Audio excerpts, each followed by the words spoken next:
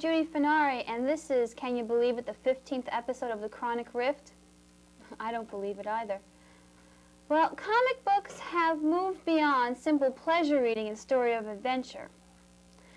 Some of the stories aren't even meant for children. And a few weeks ago, we explored the new trend in comic books, the alternative press. Tonight, we have dealers of such books and others for our roundtable discussion. On Tuesdays, beginning November 20th, the New York Public Library will be sponsoring a series of lectures featuring such authors as Ben Bova, Roger Zelensky, Jane Yolen, and Samuel Delaney. The event is being held in the Celeste Bartos Forum of the Research Building on 5th Avenue. For ticket information, you may call 212-930-0571 or stop by their gift shop in the Research Building on the first floor, room 116. 20th Century Fox has released Frankenstein Unbound. The long-awaited movie starring Raul Julia as a time traveler who beats both Shelley and Frankenstein in creating the monster is being given very little publicity. Not even the New York Times featured an ad for it. I don't know what's up with that.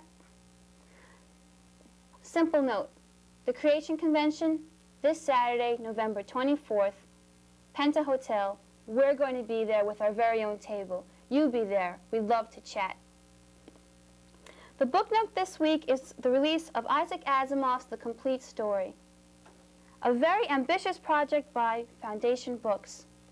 It is going to feature every single one of his short stories collected, and the first volume is going to be coming out right now. Additional volumes will be released yearly in November. The book costs $22.95 in hardcover and $12.95 soft. Before we announce this week's memorable moment, again, we would like to apologize to you, Danny Hughes, for not reading your letter. Our producer, well, he just screwed it up again. And in answer to your question, Counselor Troy's hootage shrinks and expands at will. And we don't mean Will Riker. It is a betazoid trait. This week's memorable moment we do have the letter for, and it comes to us from Debbie Hanover.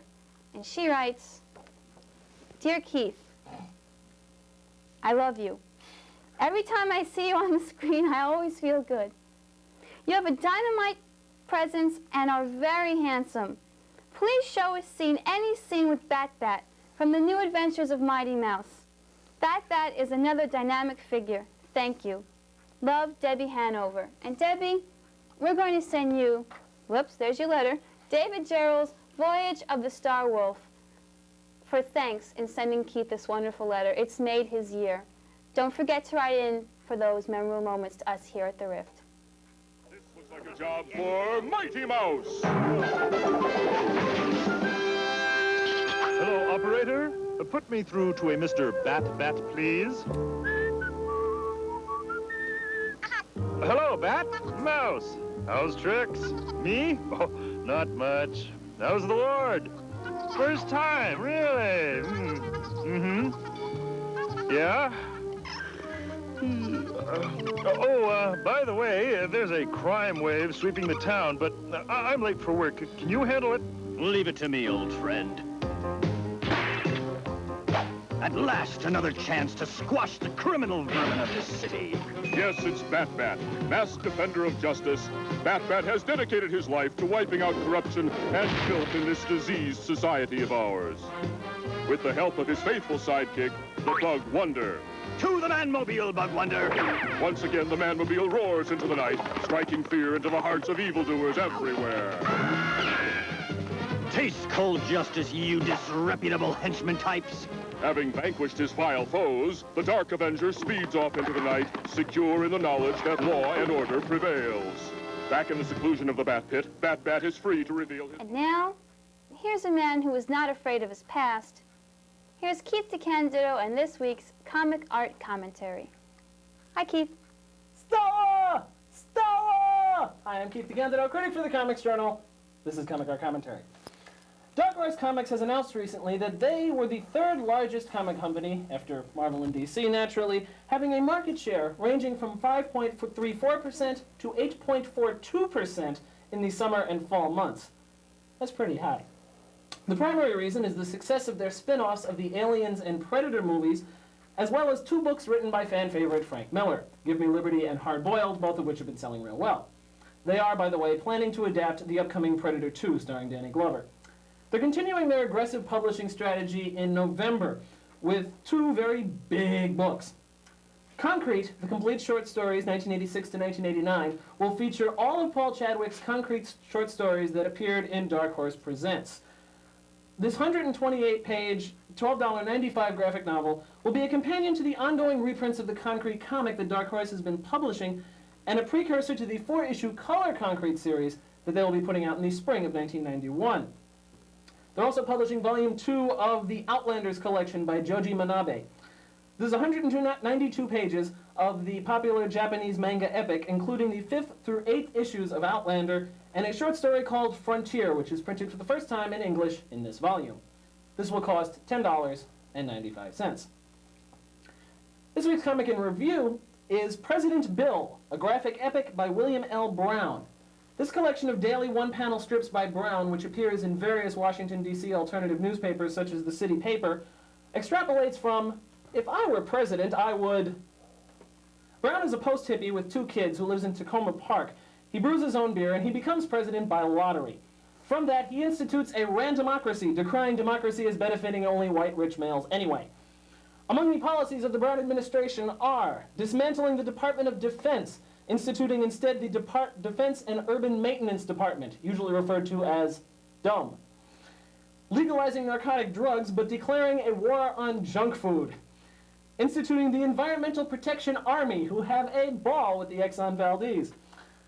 He changes congressional salaries so that no congressperson will make any more than their poorest constituent.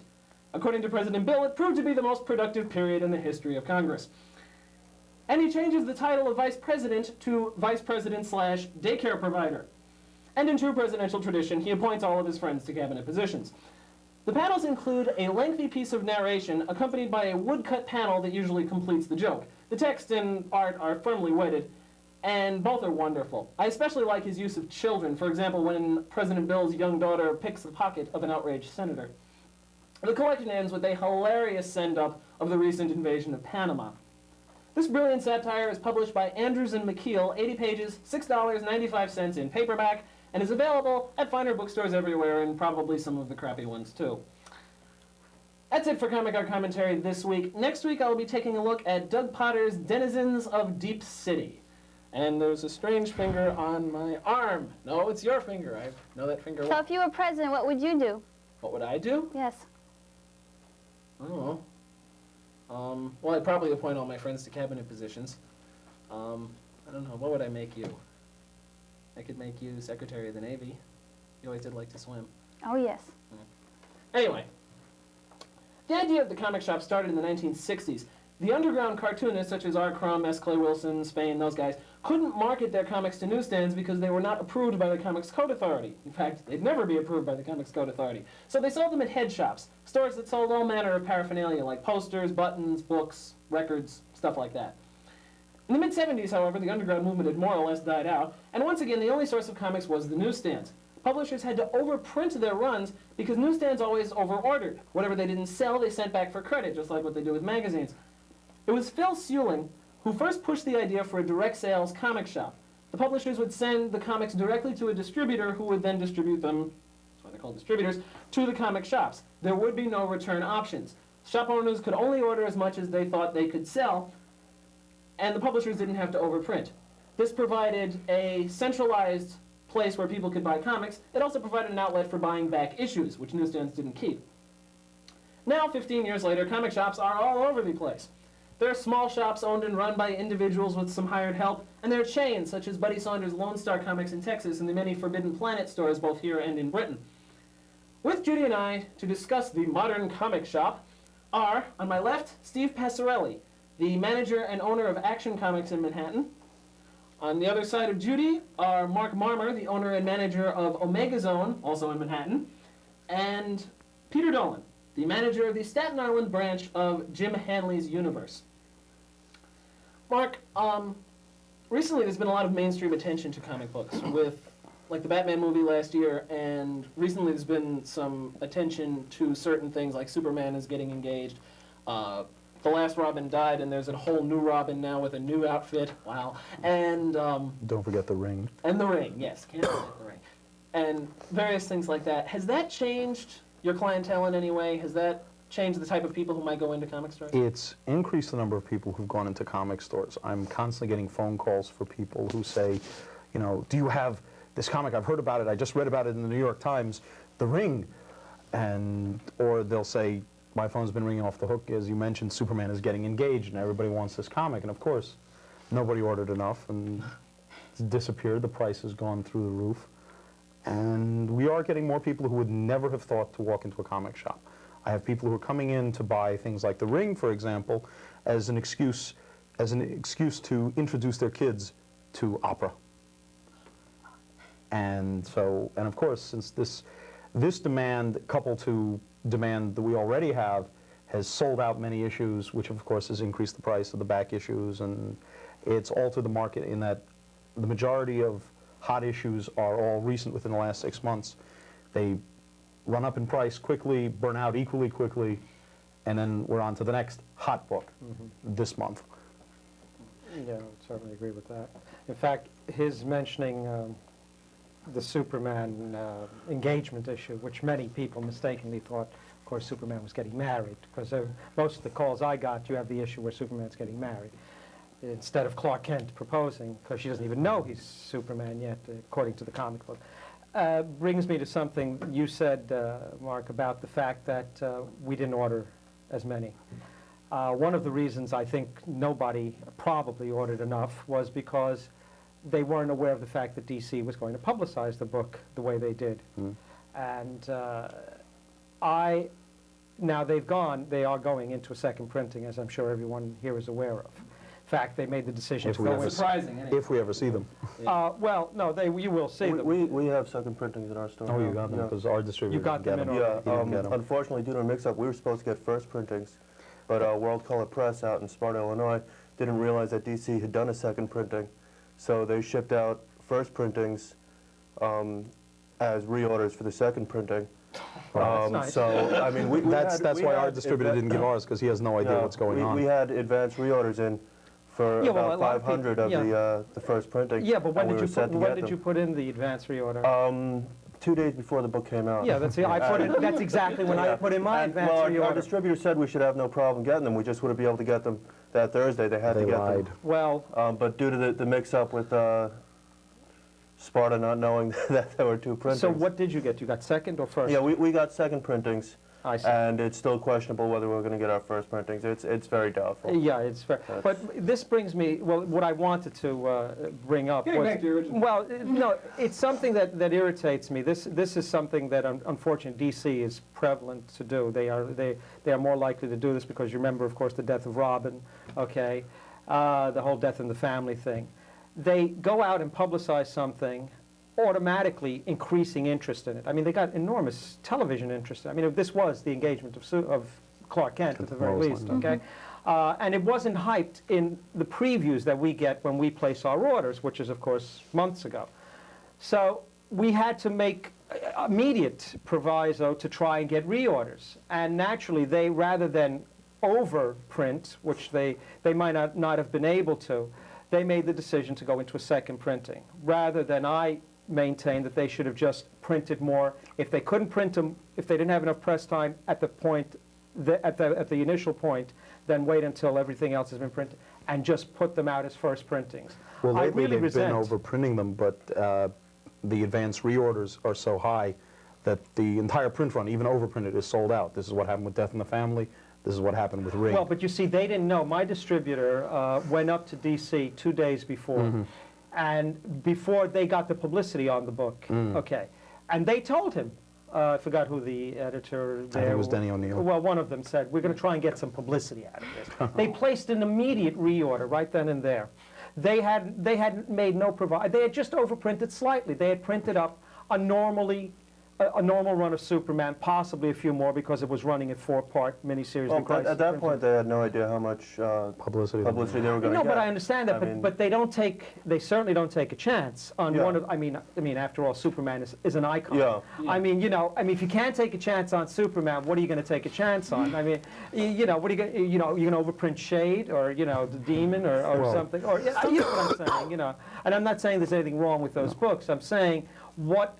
If you can't take a chance on something like Superman or Batman, then why not? But really what I'm talking about is the fact that they printed up more. They're releasing them a week later, and they're making them second printed. They could have done it as Have they done a new cover? They're altering the cover to say special engagement issue or something like that. Okay, well this I wasn't aware of. This we just got into. The problem is half the time they'll do local press, which is fine for us in New York. But then with The Ring, for example, that hit the wire services. Sure. And I have calls. I had a client who, after the second issue of Ring, called me from San Francisco and said, Mark, I would like 4 copies. Here's my credit card number. Ship them as soon as they come in the door. And then 2 days later, he called me and said, Mark, could I get 6? And there are plenty of comic stores in San Francisco. Right. But there's something you mentioned before about the other covers, and we were talking about hot items and stuff. A while back, I talked in my Comic Art Commentary segment about the new Todd McFarlane Spider-Man book, and the 4 covers, and the way they hyped it up and the way it sold so much. And my question that I raised there was, how did the other team feel? How did that affect other publishers? Not so much Marvel, because Marvel is pretty much a giant, but Kitchen Sink claimed that they had to call back 2 of their books because of that. How could they cover it? Why would they call it back? Why would they call it back? Because they didn't afford it. What happened was retailers were taking a chance on the Spider-Man, so they, rather than, I mean, it's... Yeah, of course, I did the same thing. Well, how do you feel about something like that? Something that's a 4 cover, so it's in essence 4 new titles by Todd McFarlane. Well, I mean, I'm in business, so it's like I'm unfortunate. I understand what, I empathize with Kitchen Sink, and I empathize with anyone who's also trying to start a business, and it can't get the floor space, much in the same way that Coca-Cola takes up more shelf space than another, and that's what they did with with the new Coke, and then they come back with the classic Coke and the whole business. I mean, they got themselves much more floor space and shelf space, and that's exactly what Marvel was trying to do. But at the same time, you can't blame them. They're in business. We're in business. You know you're going to sell Spider-Man before you're going to sell Snarf. Well, the thing is, with Snarf, you're not going to sell Snarf to the same people who are buying Spider-Man. So you can order, say you're ordering 10 copies of each issue of Snarf and you're selling them out. Those people who are coming to your store to buy Snarf are going to continue coming there to buy Snarf. Absolutely. I agree. I mean, it didn't stop me from ordering something. But it did stop a lot of retailers, but there's no reason why they should give up the shelf space for those 10 copies of Snarf if people are going to come in and buy them. No, I mean, you squeeze them in somewhere. I mean, that's all. I mean, that's what you have to do. I mean, the nonsense with both the bagged and unbagged editions drove everybody in the place nuts. The problem was with, I think it was 12% of the order was the bagged silver edition, which is the rare one. Whereas the bag gold. You haven't heard about the bagged green edition. The gold one. There was supposed to be one gold edition that had been bagged, that was an extremely limited release, accidentally test marketed somewhere, and these are now selling for over $100 a piece. Yeah, right. Are you serious? That story came into the store, and somebody came in and said, "You have the gold one." I have to see this. And I go, "What?"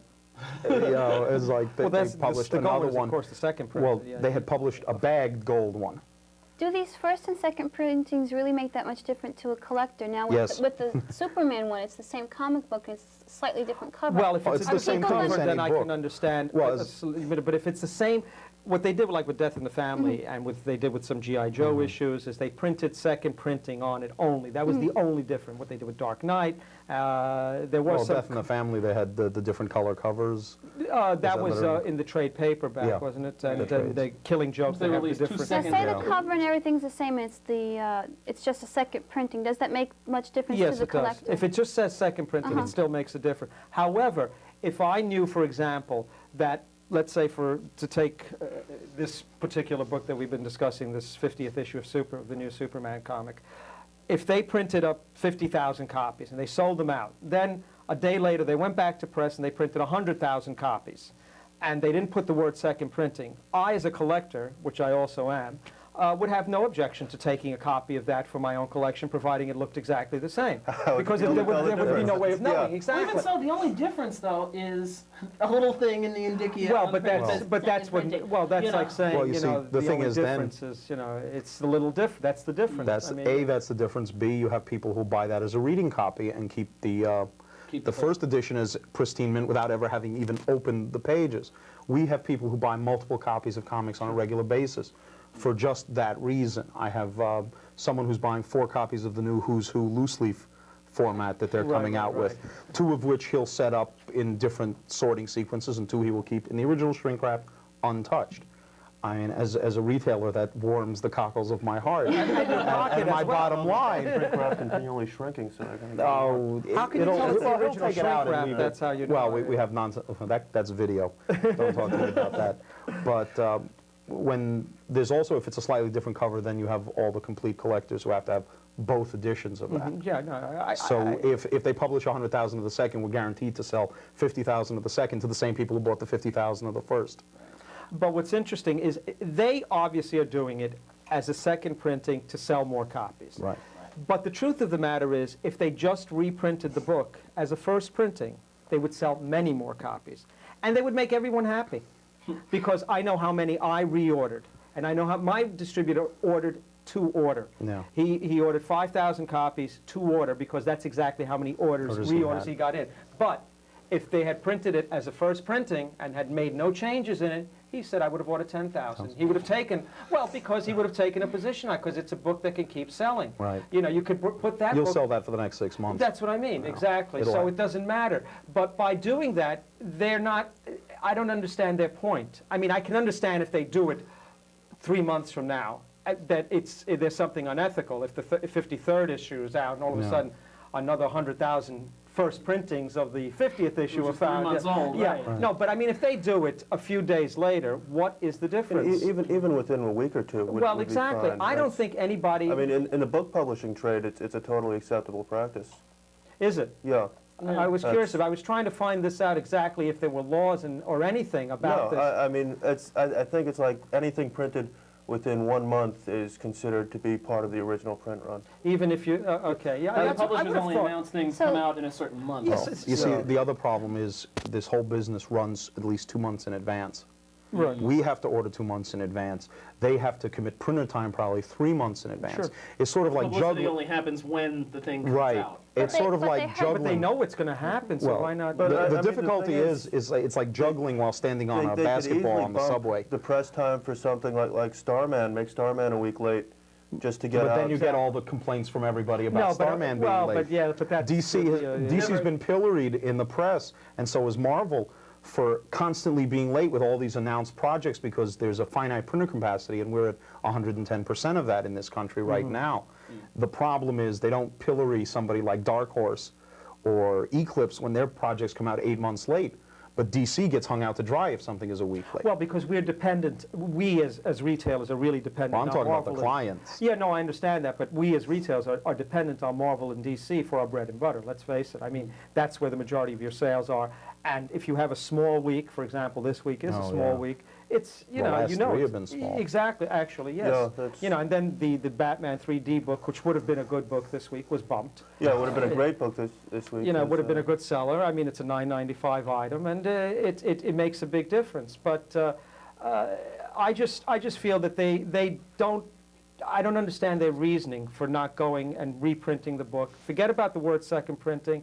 It should only be used if it really is something that takes place in the future, and the real future. So they've Well, I hurt think their, that's they've the hurt their own customer's business. demand. They have. It makes no. There is no logical reason for it, and I've never heard any one of them. If the business is to sell comics, they are selling less, and you are ordering less. How many first printings would you have ordered? Reordered. Well, like I said, Much more than we the had second. reordered about 500, and then we. But that was as a first printing. Yeah, But, and then we had reordered second printings in addition to that. So. But you would have I mean, reordered even more if it Sure, had been a yeah. first print. I assume you would do the same Oh, thing. sure, Yeah. but And you would keep some.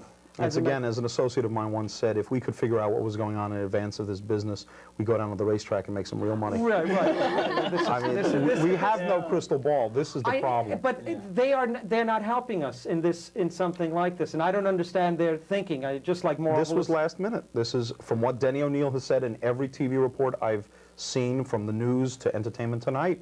It was all last minute. Oh, no, I believe what that. I'm afraid of is what's going to happen November 16th when the Robin miniseries comes out, but all that press has started now. Yeah, well, we're getting a lot of people coming in. You can now put in advance reorders. We already have. Yeah, I mean, exactly. we're set for that. Yeah. And with knock wood, we won't end up with the same problem we had with Batman Archives, where we were thinking this was going to sell great, and it just sits there. Well, it was once a $29.95 book and $39.95. $39.95. Well, that's probably why I didn't sell it. Bumped $10 yes. over Superman. But Yeah. Superman Archives sold out. We were constantly reordering them, and then we said, okay, this time we won't get caught. We'll order lots of Batman Archives, and they're going out for Christmas at a discount. And that's the end of it. Yeah. That bad, huh? That bad. Now, Keith, help me with this question. How are the alternative comic books doing in your store?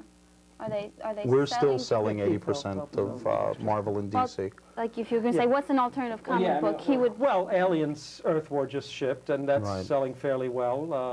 But those are love the single ending, items. but that's, yeah, I mean, Actually, Dark Horse is we do well with the smaller press.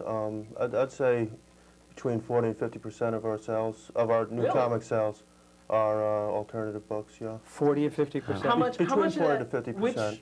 Which part of the alternative is it? Somebody like Dark Horse? Actually, it's a bit lower than that. It's more like about 35. Well, But is it which kind of stuff is selling? Is it stuff that's put out by like Eternity or So Horse actually, or we do well Dark with Horse? a lot of the kitchen sink stuff, the reprint collections. We do really well with the Catalan stuff. Really? Yeah. That's interesting. Yeah. Because that's a completely different market. well, we've from done what's buying extremely on well with DC. innovation, and now Comics' Green Hornet does well for us. But again, those are single items. Those are not a general trend. Okay, Yeah, I mean, it's not like a think person I comes think we in have and- to stop. Oh, I'm sorry. Steve, They're making us Peter, stop. They Mark, always make thank us you very, very much for... I wish we could talk for more. I had so many more questions. But thank you very... He wrote them down. You want to know what the questions were? Write into us at the Red Bull Yes. Anyway. Littlebug. Thank you very much. And we don't have a pithy closing, only the cherries. Good night.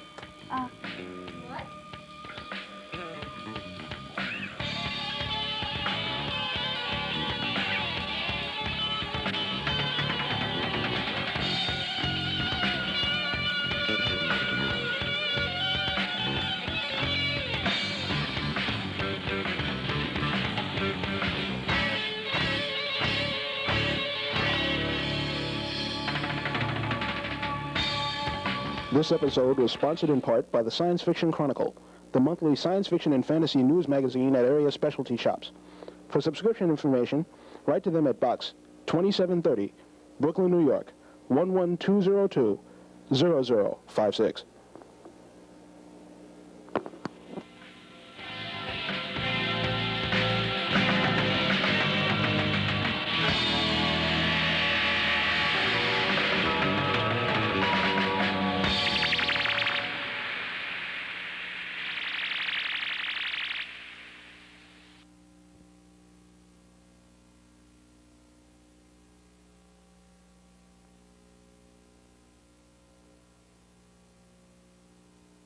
His crimes. Who will stop this madman?